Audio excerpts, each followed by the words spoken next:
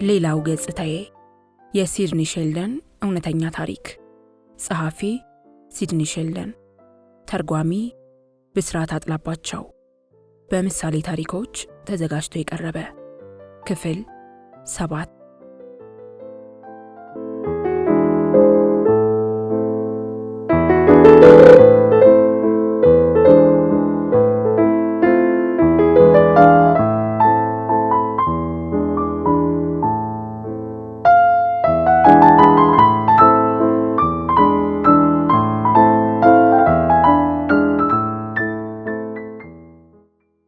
አሁን ፕሮዲውሰር በመሆኔ ሁሉም አይነት ማቴሪያል ወደ ቢሮ ይጎርፍልኝ ጀመር።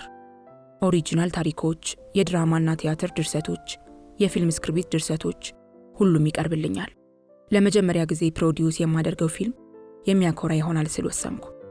ፕሮዲውሰር ሆኜ ከተመደብኩ ከ3 ሳምንታት በኋላ የዶር ስካሪ ሴክሬታሪ ያስጠራችኝና ሚስተር ስካሪ ቢሮ ውስጥ ሊያገኝህ ይፈልጋል አለችኝ።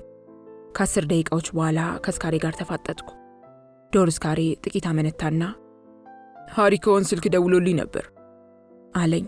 እሺ፣ አንተን የኮሎምቢያ ፒክቸርስ ኩባንያ የፕሮዳክሽን ኃላፊ አድርጎ ለመውሰድ ፈቃድ ጠይቋል አለኝ። በጣም ደነገጥኩ። እኔም ሚስተር ሜየርን አነጋግሬው እምቢ ለማለት ወስነናል። ለዚህም 2 ምክንያቶች አሉን። አንደኛው አንተ እዚህ በምትሰራልን ስራ ደስተኞች መሆናችን ነው። ሁለተኛው ደግሞ ሃሪኮን ጋር ብትሰራ ህይወትህን ያበላሽብሃል ብለን እንሰጋለን። ከእሱ ጋር ለመስራት በጣም አስቸጋሪ የሆነ ሰው ነው። ለኮን ስልክ ደውዬ የኔን ውሳኔ ያሳውቀዋለሁ። ቀሪ ውሳኔ የራስ ጉዳይ ነው አለኝ። ስለ ሁኔታው በጥልቅ ማሰብ ነበረብኝ። የአንድ ትልቅ ስቱዲዮ መሪ መሆን ሆሊውድ ውስጥ በጣም ዝነኛ የሆነ ስራ ነው። በሌላ በኩል ደግሞ ስካሪና ሜየር ለኮን መስራት እንደማይገባ መወሰናቸው ትክክል ሊሆን ይችላል። በተለይ ደግሞ ሃሪኮን ቢሮ ውስጥ የተፈጠረው ጉዳይ ትዝ ይለኛል። ሃሪ የቶኒ ሬጅመንት ለጦር ሊላክ ነው እና ሚስቱ ዳና ሳን ፍራንሲስኮ ውስጥ አብራው ለመቆየት ትፈልጋለች። የለም መሄድ አትችልም። ይህ ሁኔታ ትዝ ሲለኝ በእርግጥ ለዚህ አይነት ሰው በመስራት ቀሪውን ጊዜ ማሳለፍ አለብኝ ስለ ራሴን ጠየቅኩ። እናም እዚህ ላይ ውሳኔን ሰጠሁ። ወደ ዶር ቀን አልኩና እዚህ በምሰራው ስራ ደስተኛ ነኝ ዶር አልኩት። ፈገግ አለና ጥሩ አለኝ። አንተ ከኛ ጋር በመሆንህ ደስተኞች ነን። ወደ ቢሮዬ ስመለስ ኤምሲኤ የተባለውና ሆሊውድ ውስጥ በጣም ትልቁ የተባለ ኤጀንሲ ባልደረባ ሃሪስ ኮልትማን ቢሮዬ ውስጥ ሲጠብቀኝ አገኘሁት።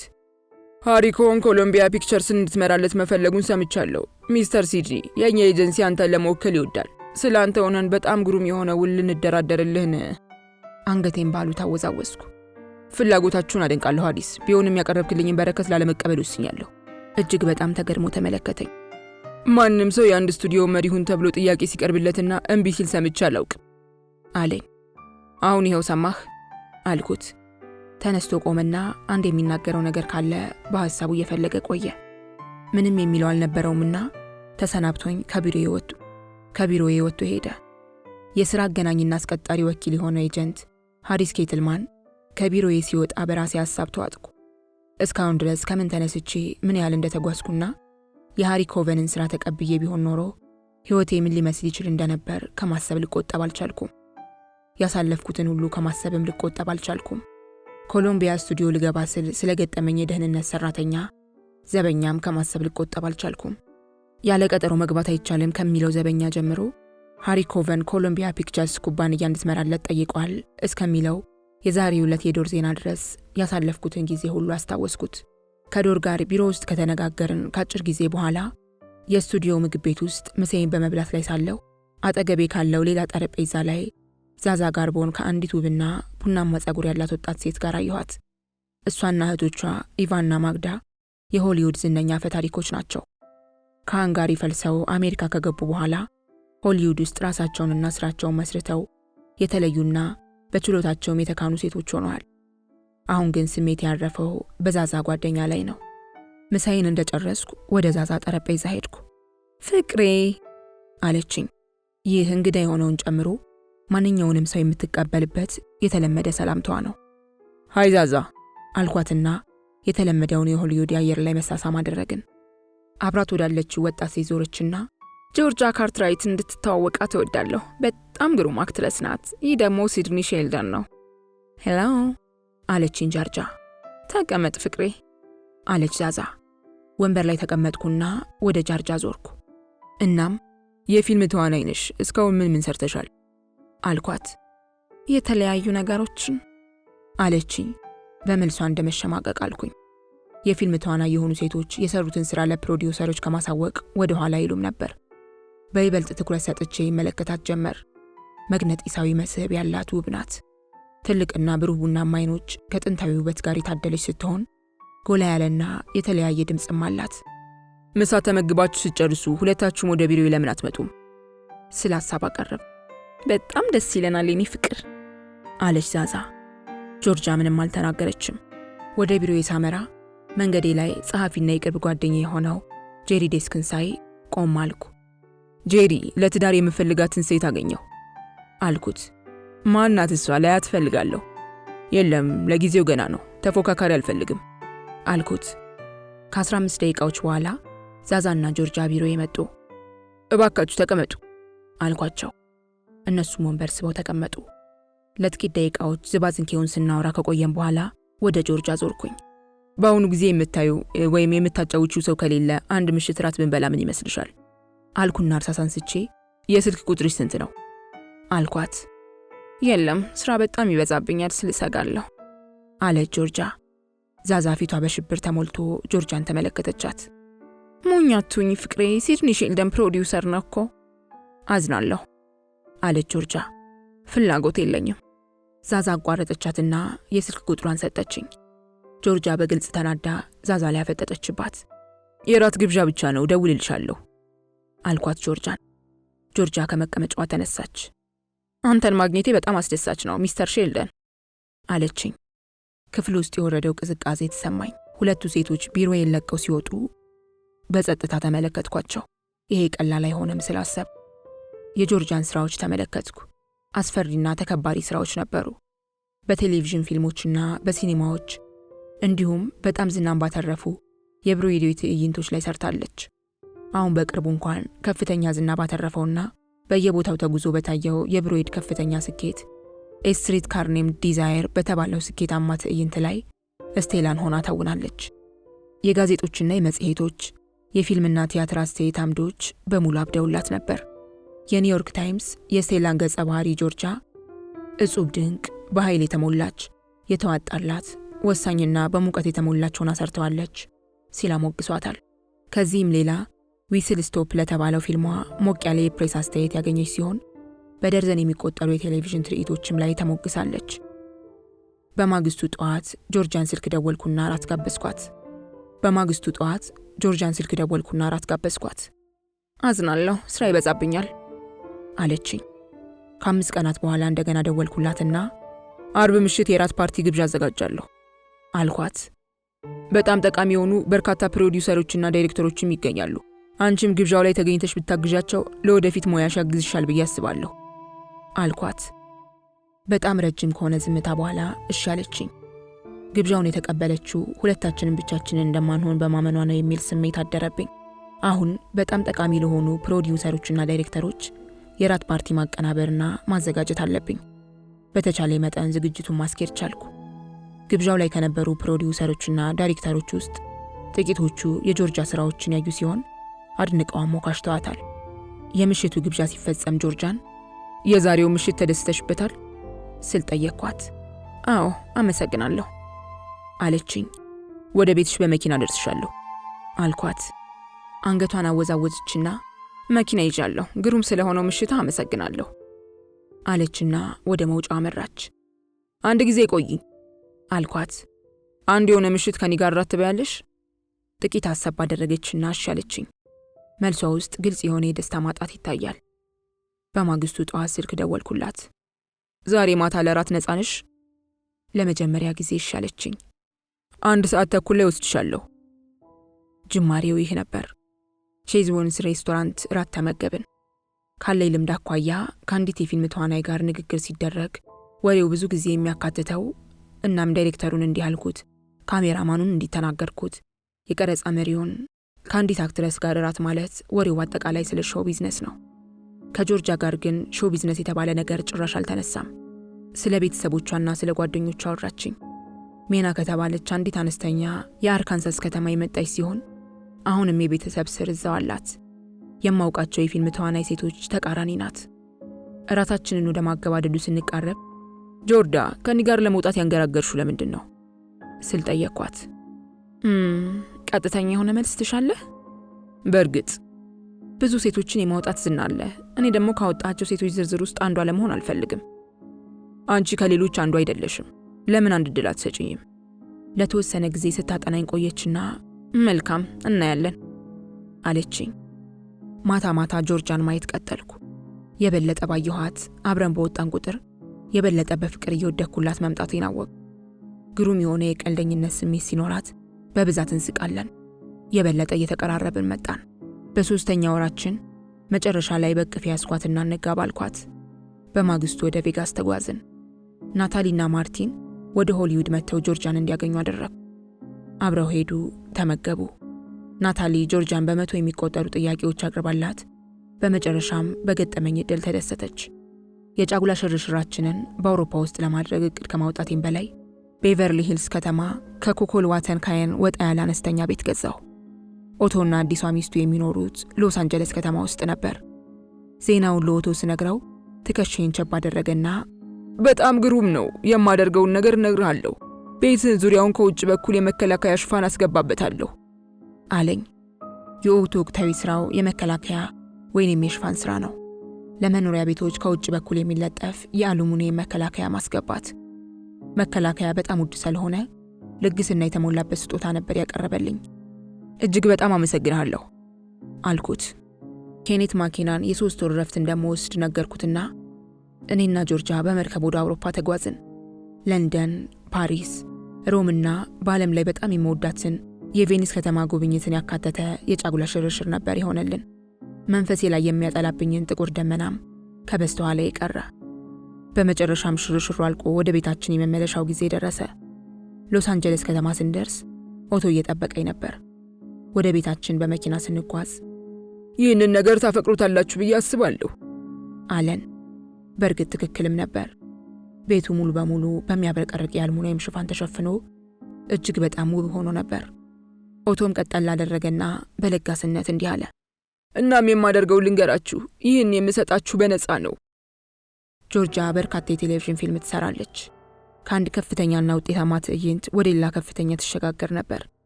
አንድ ማታ ጆርጃ በህልሟ በርካታ ሰዎች ይዘው ሊገሉት የነበረን ሰው ሕይወት ለማዳን በስሜት የተሞላ ንግግር ስታደርግ አየች። ስትነቃም አልጋዋ ላይ ተቀመጠች። በህልም ዓለም ባደረገችው ንግግር ከመደሰቷ የተነሳ ቃል በቃል ተናገረችው።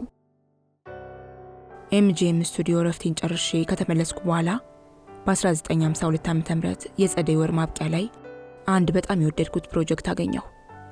ድሪም ዋይፍ የተሰኘ ርዕስ ያለውና አልፍሪድ ሌቨንት በተባለው ሰው የተጻፈ አጠር ያለ ድርሰት ነበር። ሴራው የሚያጠነጥነው በጾታዎች መካከል ስለሚደረግ ትግል ነው። አንድ ወንድ ላጤ የሆነ ሰው ውጭ ጉዳይ ሚኒስቴር ውስጥ ከምትሰራና መካከለኛው ምስራቅ ውስጥ በደረሰ የነዳጅ ዘይት ቀውስ ምክንያት በስራ ብዛት በመጠመዷ ምክንያት የተሰላቸው እጮኛዋ መካከለኛው ምስራቅ ውስጥ የተዋወቃትን አንዲት ውብና ወጣት ልዕልት ለማግባት ወሰነ። ታዲያ በዓለም ላይ በደረሰው የነዳጅ ዘይት ቀውስ ምክንያት ሁኔታዎች እየተወሳሰቡ መጡ። አንድ ጎበዝ ጸሐፊ ያስመጣውና የፊልም ስክሪፕቱን መስራት ጀመርን። ጽሑፉ በመልካም ሁኔታ ተራመደ። ለፊልሙ መሪ ተዋናይ አድርጌ በሐሳብ ያስኩት ሃሪ ግራንትን ሲሆን እሱ ምን ያህል የሥራ ብዛት እንደነበረበትም አልዘነጋሁም። አንድ ፕሮጀክት ላይ በምሰራበት ጊዜ እጅግ በጣም ከመመሰጤና ከመወደሴ የተነሳ ጊዜ ለኔ ትርጉም አይኖረውም ነበርና በዚህ ድሪም ዋይፍ በተሰኘ ስክሪን ጽሑፍ ከመመሰጥ የተነሳ እስከ ሌሊቱ 10 ሰዓት ድረስ አምሽቼ የምሰራበት ወቅት ነበር። በመጨረሻም ጽሑፉ ተጠናቀቀ። የተዋናይ መረጣውን ካስቲንግ ለመጀመር ዝግጁ ሆንኩ። ማንን ትፈልጋለህ የሚል ጥያቄ ከካስቲንግ ዲፓርትመንት ቀረበልኝ። እኔም ላፍታ እንኳን ሳላመነታ ኬሪ ግራንትንና ዲቦራ ኬርን ስል መልስ ሰጠው። የስክሪን ጽሑፉ ለኬሪ ግራንት ተላከለትና ከ5 ቀናት በኋላ መልስ ሰጠ። ኬሪ ስክሪፕቱን ወዶታል፣ ፊልሙን ይሰራል። እጅግ በጣም ተደሰትኩ። ኬሪ አብሯቸው ሊሰራ የሚፈልጋቸውን ዳይሬክተሮች የስም ዝርዝርም ስለሰጠ ማድረግ የምንችለውን ሁሉ ማድረግ ጀመርን። መጥፎ ዜና ደግሞ በማግስቱ ተከተለ። የኬሪ ምርጫ የሆኑ ዳይሬክተሮች በሙሉ በሌሎች ፊልሞች ስራ ላይ ተጠምደዋል።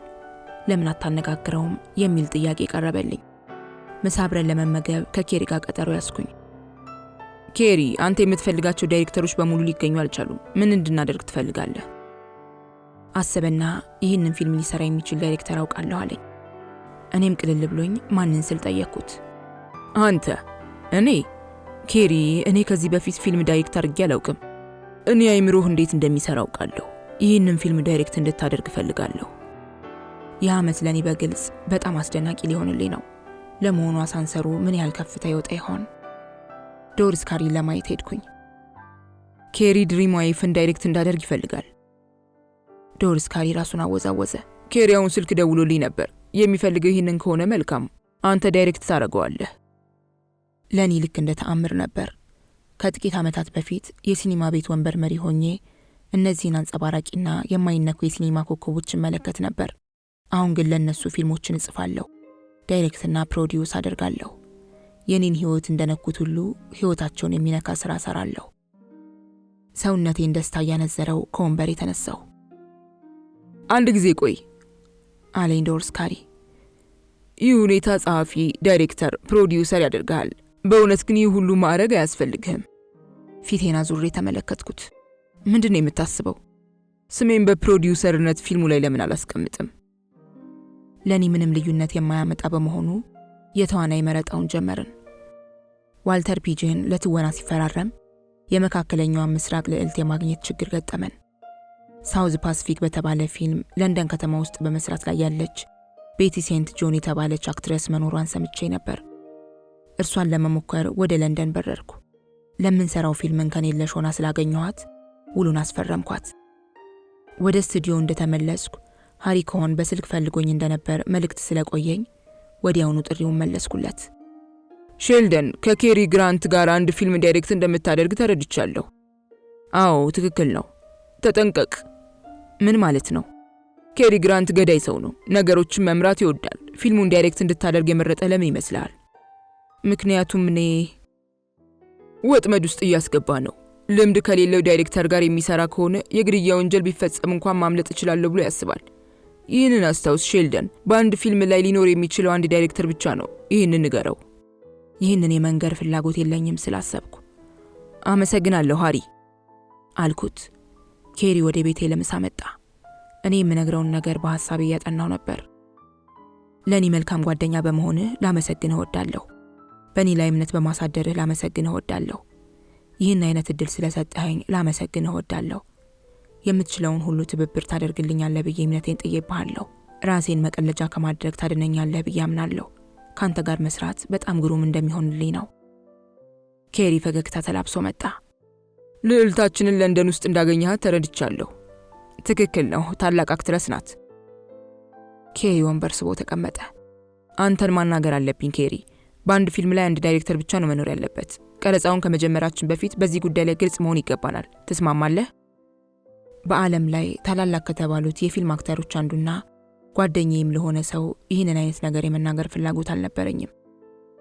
ከጊዜ ወደ ጊዜ ያላንዳች ማስጠንቀቂያ ንግግርህንና ድርጊትህን የመቆጣጠር ችሎታህን ታጣለህ የሚለው ሳይካትሪስቱ ሐኪም ታወሰኝ።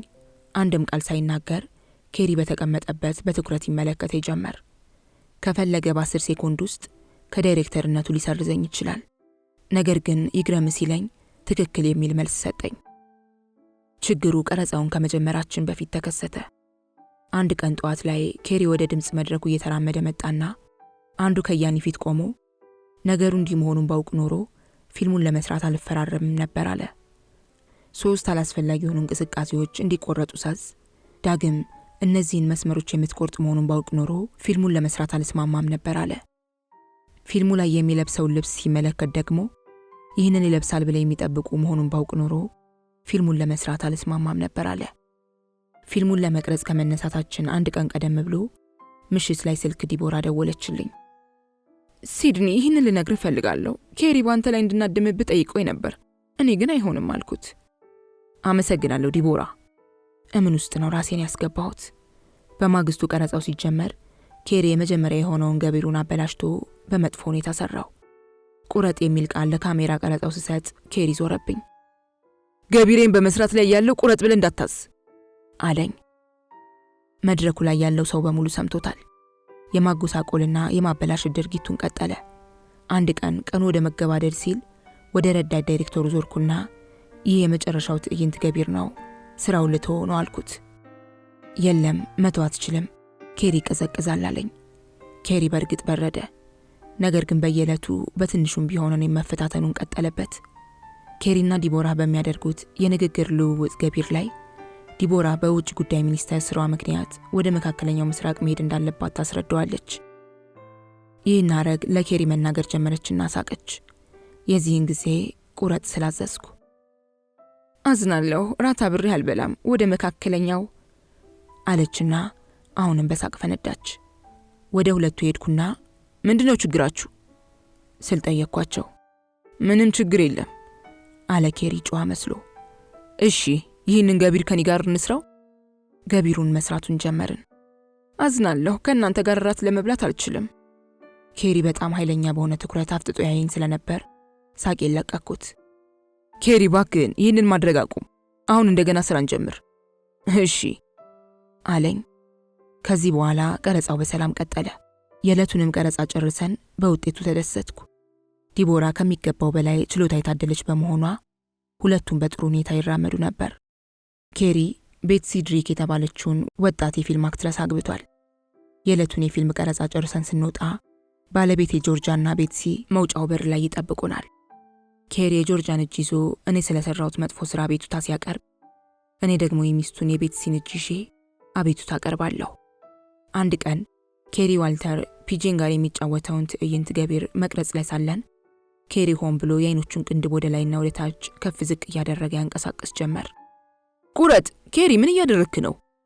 በፍጹም የዋህ እየመሰለ ትዕይንቱን እየሰራው ነው አለ። ቅንድብህን ሳታንቀሳቅስ አድርገው። እሺ አክሽን። የቅንድቡን እንቅስቃሴም ቀጠለ። እጅግ በጣም እርባና ቢስ ከመሆኑ የተነሳ በንዴት አፈነዳኝ። ከካሜራው በስተኋላ ቆሜ ስለነበር ቀረጻውን ለማበላሸት አልፈለኩም። ሳቄን ለመቆጣጠር ስል እጄን መንከስ ጀመርኩ። ምንም አይነት ድምፅ አላሰማሁም ነበር። ከዚህም በላይ ኬሪ ጀርባውን ወደ እኔ አዙሮ ስለነበር የማደርገው አይታየውም። ነገር ግን በቀረጻው መሃል ወደ እኔ ፊቱን አዞረና ሼልደን፣ እንደዚህ የምትስቅ ከሆነ ገቢሩን መስራት አልችልም። ኬሪና እኔ የዴታንት አይነት ስምምነት ላይ ደረስን። እውነታው እኔና እሱ የምንዋደድ ስለሆነ የመበቃቀል አይነቱ ፊልም ያልንቀጥልበት አለመቻላችን ነው። አንድ ቀን የፊልም ቀረጻውን ሂደት ለመከታተል ታላቁ ድምፃዊና የሙዚቃ ሰው ኤልቪስ ፕሪስሊ ወደ ስቱዲዮአችን መጣ። የዝነኛነቱ ደረጃ ጫፍ ላይ የወጣበት ወቅት በመሆኑ ምን ማድረግ ወይም መጠየቅ እንዳለብኝ አላውቅም ነበር። ኤልቪስን ከሚገባው በላይ ጨዋና ራሱን ዝቅ ያደረገ ወይም ራሱን የማያካብድ ሰው ሆኖ አገኘሁት። ሲናገር ሚስተር ሼልደንና አሁን ጌታዬ ወይንም አይደለም ጌታዬ ነበር የሚለው። ሁሉም ሰው በሱ ተመስጦና ተማርኮ ነበር። በህይወቱ የመጨረሻ ዘመን አካባቢ የሆነው ግን የሚያሳዝን ነገር ነበር። የአደንዛዥ ሱሰኛ ሆነና ድምፁን አበላሸው። ክብደት ጨምሮ ወፈረና አካላዊ መስህቡን አጠፋው። የዕለቱን ቀረጻ ስንጨርስ እኔና ኬሪ ለምሳ አብረን ተቀመጥን። ሲድኒ አለኝ ኬሪ፣ በማንኛውም ፊልም ውስጥ ካሁን በኋላ እኔ ዳይሬክት ለማድረግ ከፈለክ በቀጥታ ንገረኝ። ሌላው ቀርቶ ስክሪፕትህን እንኳን አላነብም። ይህ አይነቱ አነጋገር ሁሉም ስቱዲዮ ከሚያሳድደው ታላቅ የፊልም አክተር አንደበት ሲወጣ በጣም ትልቅ የሆነ ሙገሳና ማሞካሸት ሆነብኝ። እኔና ዶር የፊልሙን የመጨረሻ ገቢር አይተን ስንጨርስ ሰውነታችን በደስታ ብዛት እየነዘረን ነበር። አንድ ትልቅ ዜና አለን። ራዲዮ ሲቲ ሚውዚክ ሆል ፊልማችንን በደስታ ተቀብሎናል አለኝ። እኔም እጅግ በጣም ተደሰትኩ። በራዲዮ ሲቲ ሚውዚክ ሆል ተቀባይነትን ማግኘት የአንድ ዳይሬክተር የህይወት ዘመን ህልም መሳካት ማለት ነው። እናም ለመጀመሪያ ጊዜ ዳይሬክት ባደረኩት ፊልም አገኘሁት። እጅግ በጣም ኮርቼ ይባላለሁ። ታላቅ ተግባር ነው የፈጸምከው አለኝ ዶር። ቀጥሎ ሜዲ ማኒክ እንዲህ አለ። የተከበራችሁ፣ እጃችን ላይ እጅግ በጣም ስኬታማ የሆነ ፊልም ይዘናል። የህዝብ ግንኙነት ኃላፊ የሆነው ሆዋርድ በዚህ አባባል ተስማማ። ይህ ጉዳይ በጣም ትልቅ ስለሆነ የህዝብ ግንኙነት የሽያጭ ማስታወቂያ ስራ ጥሪ እያደረግልን ነው አለ። ዶር ፈገግ አለና እንጀምረው አለን። የስኬት አሳንሰሩ የመጨረሻው ፎቅ ላይ ደርሷል። ካሁን በኋላ ምንም አይነት ችግር አይፈጠርም። አንድ የራት ግብዣ ምሽት ላይ ከግሮቾ ማርክስ አጠገብ ተቀምጬ ነበር። ራሴን ነቅነቅ እያደረግኩ ሲድኒ ሼልደን እባላለሁ አልኩት። ዞርና ፈጠጠብኝ። የለም አለና የሽሪምፒ ኮክቴሉን መመገብ ቀጠለ። ግራ ገባኝ። የለምን አንተ አጭበርባሪ ነህ፣ አውቅብሃለሁ። ሲድኒ ሼልደን፣ እሱ መልከ መልካምና ካንተ በቁመትም ዘለግ ያለ ነው፣ እንዲሁም ታላቅ ነው። አንተ የሰርከስ ስሪት ሙያ ትችላለህ? አልችልም። አየህ ሚስተር ማርክስ ብለህ አትጥራኝ። ምን ተብለህ ብትጠራ ትወዳለህ? ሳሊ፣ አንዳንድ ስራዎችህን አንብቤልሃለሁ። አሃ፣ በራስህ ልታፍር ይገባህ ነበር። አንተ በጣም ቀጫጫ ነህ። ማንም ሆንክ ማን፣ አንተና ባለቤትህ ነገ ማታ በ2 ሰዓት ለራት መኖሪያ ቤቴ እንድትመጡ፣ እናም ሁለተኛ እንዳታረፍዱ። ጆርጃንና እንግዶቹን አስተዋወቅኳቸው። ወዲያውኑ ተግባቡ። ይህ ከግሮቾ ጋር ለሚኖረን የህይወት ዘመን ሙሉ ግንኙነት መነሻው ሆነ። ግሮጆ የራት ግብዣ ፓርቲዎቹ ላይ ሁልጊዜ ለእንግዶቹ የሚጠቅሳቸው ጥቅሶች ይኖራሉ። ቴሌቪዥን እጅግ በጣም አስተማሪ ሆኖ አግኝቼዋለሁ። አንድ ሰው ቴሌቪዥን በከፈተ ቁጥር ወደ ጓዳ ገብቼ መጽሐፍ አነባለሁና። እጅግ በጣም ጥሩ ምሽት አለኝ። ነገር ግን ይሄኛው አይደለም። ጋብቻ በጣም ግሩም ተቋም ነው። ነገር ግን በተቋም ውስጥ መኖር የሚፈልግ ማን ነው? አንድ ቀን ግሮቾ ወደ ሐኪሙ ለሕክምና ሄደ። አንዲት በጣም ቆንጆና ወጣት ነርስ ወደ እርሱ መጣችና ዶክተር አሁን ያይሃል፣ በዚህ በኩል ተራመድ አለችው። እርሱም የሚያነጠንጠውን የእርሷ እንዳለ ተመለከተና በሱ በኩል የምራመድ ቢሆን ኖሮ ዶክተሩን ማየት ፈጽሞ ባላስፈለገኝ ነበር አላት። ግሮቾን በብዛት መገናኘት ቀጠልን። የበለጠ ባወቅኩት ቁጥር ሰዎች በሚገባ ሊረዱት እንዳልቻሉ ተገነዘብኩ። ሰዎች ግሮቾ በሰደባቸው ቁጥር የሚቀልድ ይመስላቸዋል። ለግሮቾ ፈጣን ተረብ ምክንያት በመሆናቸው ኩራት ይሰማቸዋል። የማይገባቸው ነገር ግሮቾ የሚናገረው ነገር ከልቡ መሆኑን ነው። ስሜቱን የማይደብቅ ግልጽ ነው። በጣም መራራ የህፃንነት ዘመን ነበር ያሳለፈው። የ7 ዓመት ህፃን ልጅ ሳለ ከትምህርት ቤት ለመውጣት ተገደደ። እሱና ወንድሞቹ ህይወትን ለማሸነፍ ወደ መድረክ ወጡ። የማርክስ ወንድማማቾች 14 ፊልሞችን በጋራ ሲሰሩ ግሮቾ ደግሞ የራሱን 5 ፊልሞች ሰራ። አንድ ቀን እኔና ግሮቾ ብሮድዌይ አውራ ጎዳና ላይ በእግራችን ስንጓዝ አንድ ሰው ወደ እርሱ እየሮጠ መጣና ግሮቾ ታስታውሰኛለህ ሲል ጠየቀው። ለሰዎች ባለው ተለምዳዊ አዝማሚያ መሰረት ዞር አለና እኔ እንዳስታውስ የሚያደርግ ምን አይነት ቁም ነገር ሰርተሃል ሲል ጠየቀው። ግሮቾ እጅግ በጣም ስኬታማ የሆነና 14 ዓመታት አየር ላይ የቆየ አስደናቂ የቴሌቪዥን ሾው ፕሮግራም ነበረው። አንድ ምሽት የቲቪ ሾው ፕሮግራሙ ተወዳዳሪ የሆነ ሰው 10 ልጆች እንዳሉት ለግሮቾ ነገረው። ይህን ያህል ብዛት ያላቸው ልጆች ለምን? ሚስቴን ስለማፈቅራት። ግሮቾም እንዲህ ሲል መለሰለት። የማጨሰውን ሲጋራ በጣም አፈቅረዋለሁ፣ ቢሆንም ግን አንዳንድ ጊዜ ካፌ አወጣዋለሁ። አንድ ቀን ሜሊንዳ የተባለች የ8 ዓመት ዕድሜ ያላት ሴት ልጁ አንድ የገጠር መዋኛ ተጋብዛ ሄደች። ሜሊንዳና የክፍል ጓደኛዋ የዋና ልብሳቸውን ለብሰው ገንዳ ውስጥ ገቡ። በዚህ ጊዜ የክበቡ ማኔጀር እየሮጠ መጣና ሜሊንዳን ከመዋኛ ውስጥ መውጣት አለብሽ፣ ከዚህ ስፍራ ይሁዶችን አናስተናግድም አላት። ሜሊንዳ ወደ ቤቷ ተመልሳ ለአባቷ የሆነውን ሁሉ እያለቀሰች በነገረችው ጊዜ ግሮቾ የክለቡ ማኔጀር በስልክ አስቀርቦ አንተ ሚዛናዊ አይደለህም፣ ሴት ልጄ ግማሽ አይሁድ ብቻ ናት፣ ስለዚህ እስከ ወገቧ ድረስ ብቻ መዋኛ ውስጥ ብትገባ ትክክል አይሆንም አለው። ግሮቾ ኤደን የተባለች ወጣት የፊልም ተዋናይ አግብቷል። እኔና ጆርጃ አንድ ምሽት ለራት ከባልና ሚስቱ ጋር ፕሮግራም ይዘን ነበር። ታዲያ ኤደንና ጆርጃ ገና በጊዜ ስቱዲዮ ለስራ ተጠርተው ስለነበር ግሮቾ ስልክ ደወለና ራት ላይ የምንቀመጠው ሁለታችን ብቻ ነን፣ ስለዚህ ምን አይነት ልብስ ብለብስ ትወዳለህ ሲል ጠየቀኝ። ግሮቾ የምንሄደው በጣም ግሩም ወደሆነ ሬስቶራንት ስለሆነ እባክህን እንዳታዋርደኝ አልኩት። እሺ አለኝ። በመኪናዬ ልወስደው ወደ ቤቱ ሄጄ የበሩን መጥሪያ ስደውል ከፈተልኝ። የሚስቱን የኤደንን ቀሚስ ለብሶ ረጅም ታኮ ጫማዋን ተጫምቶ ሲጋራውን እያጨሰ ተቀበለኝ።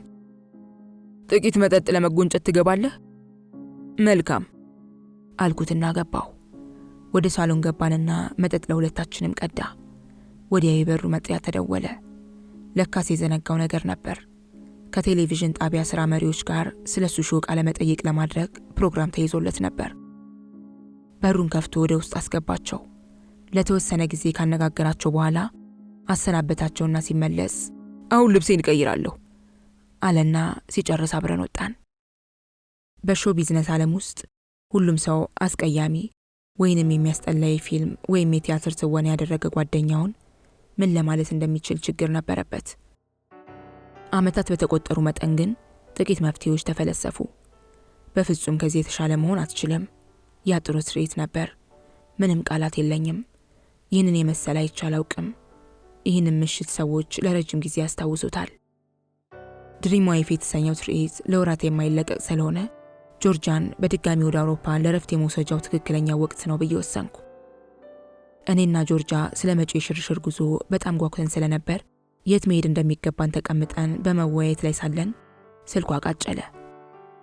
ላዲስላስ ቡሽፊኬት ከጀርመን ሀገር ሙኒክ ከተማ ነበር የደወለው። አሊሲን አርምስ የተባለውን የመድረክ ትርኢት አብረን ከሰራን ከ10 ዓመት በኋላ ድምፁን መስማቴ ነበር። ዋናው ገጸ ባህሪ ሆኖ የተጫወተው ኪርክ ዳግላስ አሁን በጣም ዝነኛ ተዋናይ ሆኗል። ሕይወቱን ሳላበላሽ ለዚህ ስላበቃሁት አሁን በጣም ደስተኛ ነኝ። ሲድኒ አለኝ በዚያ ወፍራም የሃንጋሪያዊ አነጋገር። እንደምንህ? እኔና ማሪካ በጣም ነው ያጣንህ። በጣም ደህና ነን ላሲ፣ እኛም አጣናችሁ። ወደ አውሮፓ የምትመጡት መቼ ነው? እንደ እውነቱ ከሆነ የሚቀጥለው ሳምንት እንነሳለን። ጥሩ፣ ወደ ሙኒክ መታችሁ ልትጎበኙን ይገባል። ልታደርጉት ትችላላችሁ። ለሴኮንድ ያህል አሰብኩና አዎ እንመጣለን፣ ጆርጂያን ላስተዋውቅህ እፈልጋለሁ አልኩት። በጣም ግሩም፣ ስትመጣ ሳውቀኝ። አደርገዋለሁ። ወደ አውሮፓ ለመጓዝ ከመነሳታችን በፊት ሳም ስፒግል ደወለልን። ሳም ስፒግል በቀለም ካሸበረቁት የሆሊውድ ገጸ ባህሪያት አንዱ ነው። ኦስትሪያ ውስጥ ነው የተወለደው። ወደ ሆሊውድ የመጣው የግብፅን ጥጥ ለመሸጥ ሲሆን በማጭበርበር ወንጀል ተከሶ ብሮንክስ ወህኒ ቤት ወርዶ ነበር። ሆሊውድ ውስጥ በነበረበት ጊዜ ፕሮዲውሰር ለመሆን ወሰነና ስሙን ኤስፒኤግል ብሎ ለወጠው። በዚህም ድርጊቱ የከተማው መሳቂያ ሆነ። ሰዎች በሱ መሳቃቸውን አቆሙ። ምክንያቱም ሳም ሎረስ ኦፍ አራቢያ ዞን፣ ዘ ዋተር ፍሮንት፣ ዘ አፍሪካን ኩዊን የተሰኙትን ጨምሮ የአካዳሚ አዋርድ አሸናፊ የሆኑ ፊልሞችን ፕሮዲውስ ለማድረግ በቃ። የስልክ ጥሪ ካደረገልን በኋላ እኔና ጆርጂያ ከሳም ጋር ለራት ተቀመጥን። እንደገና ለመስራት ስሜት ስላሳደረብኝ አንድ የውጭ ሀገር ፊልም ሰምቻለሁ። ምናልባት ወደ ፓሪስ የምትሄዱ ከሆነ ፊልሙን ተመልክታችሁ አስተያየታችሁን ብትነግሩኝ በጣም አደንቃችሁ ነበር። ከ3 ቀናት በኋላ ጥቂት ቀናት በኒውዮርክ ለማሳለፍና ኪዩን ሜሪ በተባለችው መርከብ ወደ አውሮፓ ለመሳፈር ከሆሊውድ ወደ ኒውዮርክ በአውሮፕላን በረርን። ብሮድዌይ ላይ ስሜት የሚስቡ የተለያዩ ቲያትሮች ወጥተው ነበር። በጣም አስደናቂው ነገር እኔ ዳይሬክት ያደረግኩት የኬሪ ግራንት ፊልም በሲቲ ሚውዚክ ሆል አዳራሽ የሚቀርብ መሆኑ ነበር። አንድ ምሽት ላይ እኔና ጆርጂያ የአርተር ሚለን አዲስ ተውኔት የሆነውን ዘ ክሩስቢልን ለማየት ሄድን። በተውኔቱ ውስጥ አርተር ኬኔዲና ቢትሪስ ስትሪት ነበሩበት።